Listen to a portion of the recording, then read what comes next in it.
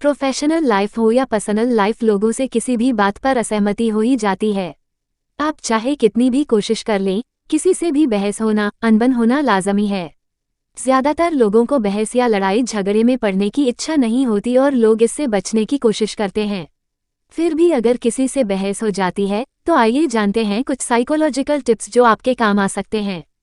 पहला, खुद को शांत रखें। आप अपनी बात मनवाने पर अड़े हों, भले ही दिमाग कह रहा हो कि कैसे भी सामने वाले से जीत जाएं, लेकिन खुद पर काबू रखना बहुत जरूरी है। बहस में जीतने के लिए अपने आप को, दिमाग को शांत रखना मुश्किल है, लेकिन धैर्य रखने से जीतने के चांस बढ़ जाएंगे। दूसरा, पॉजिटिव वर्ड्स का इस्तेमाल करें। बहस के दौरान हमारे बातचीत करने का लहजा काफी नेगेटिव हो जाता है। हम न चाहते हुए भी गलत भाषा का इस्तेमाल भी करते हैं। अगर आपकी किसी से बहस भी हो रही हो तो पॉजिटिव वर्ड्स का इस्तेमाल करें।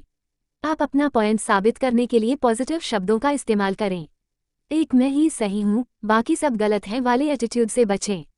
तीसरा, पॉज लेकर बात करें। सामने वाले को अपनी बात समझाना आसान नहीं, खासतौर पर बहस के दौरान तो बिल्कुल नहीं। ऐसे में हल्की सी शांति, बातचीत में थोड़ी सी चुप्पी कारगर साबित हो सकती है। इससे आपका दिमाग तो शांत होगा, सामने वाला थोड़ा असहज भी हो जाएगा। आपको चुप देखकर वो ये सोचेगा कि आपके दिमाग में क्या चल रहा है। जितनी देर आप चुप रहेंगे, सामने वाला उतना ही उलझता जाएगा। चौथा, ओपन माइंडेड रहें। बहुत से लोग आर्ग्यूमेंट के दौरान डिफेंसिव हो जाते हैं, ये तरीका सही नहीं है। डिफेंसिव होना यानी हारना तय है। अगर आप साइकोलॉजिकली आर्ग्यूमेंट जीतना चाहते हो तो ओपन माइंडेड होना जरूरी है। अपने पॉइंट्स रखने के साथ ही सामने वाले की भी बात सुनें। पांचवा, सामने वाले को रिएक्ट करने पर मजबूर करें। अगर आप सामने वाले को रिएक्टर पर मजबूर करना चाहते हैं तो इसका एक ही तरीका बेस्ट तरीका है, ऐसे दिखाएं जैसे आपको फर्क ही न पड़ रहा हो।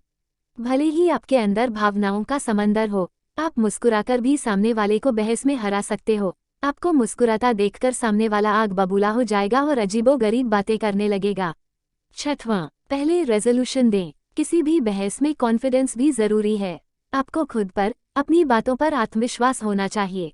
इसके साथ ही मिडिल ग्राउंड निकालने की, समस्या का समाधान खोजने की कोशिश करें। अगर आप अपनी तरफ से समस्या का समाधान निकालने की कोशिश करेंगे तो बहस में आपका अपर हैंड होगा। सातवां, सक्राटक मेथड। सुनने में ये मुश्किल लग रहा होगा पर ये एक बेहद आसान और सटीक ट्रिक है। इस मेथड में आपको सामने वाले से सवाल पूछना है, जैसे आपने बॉयफ्रेंड या गर्लफ्रेंड से मिलने का वादा किया हो और 4 घंटे देर से पहुंचे। सामने वाले को गुस्सा आना लाजमी है, ये भी हो सकता है कि वो चीखे चिल्लाए। ऐसे में आपको उनके थॉट्स के बारे में पूछना चाहिए। इस तरह के सवाल करना चाहिए, मुझे देर हो गई, तुम्हें कैसा फील हो रहा है? अगर तुम मेरे जगह होते तो क्या करते? या फिर अभी क्या करना चाहते हो? इस तरीके से आपका पार्टनर आसानी से अपने इमोशंस एक्सप्रेस कर सकेगा।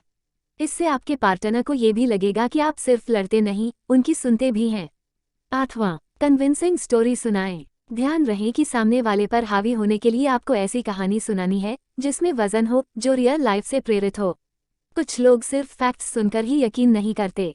ऐसे में उनको राजी करने का एक ही तरीका है कि आपकी कहानी में काफी दम हो, तभी वो आपकी बात से सहमत होंगे। नौवां, क्लैरिटी जरूरी है। ये पर्सनल बहस के लिए लाभदायक ट्रिक है। आपको अपने पार्टनर से साफ तौर पर हर बात कहनी चाहिए और साथ ही उनकी हर बात ध्यान से सुननी चाहिए।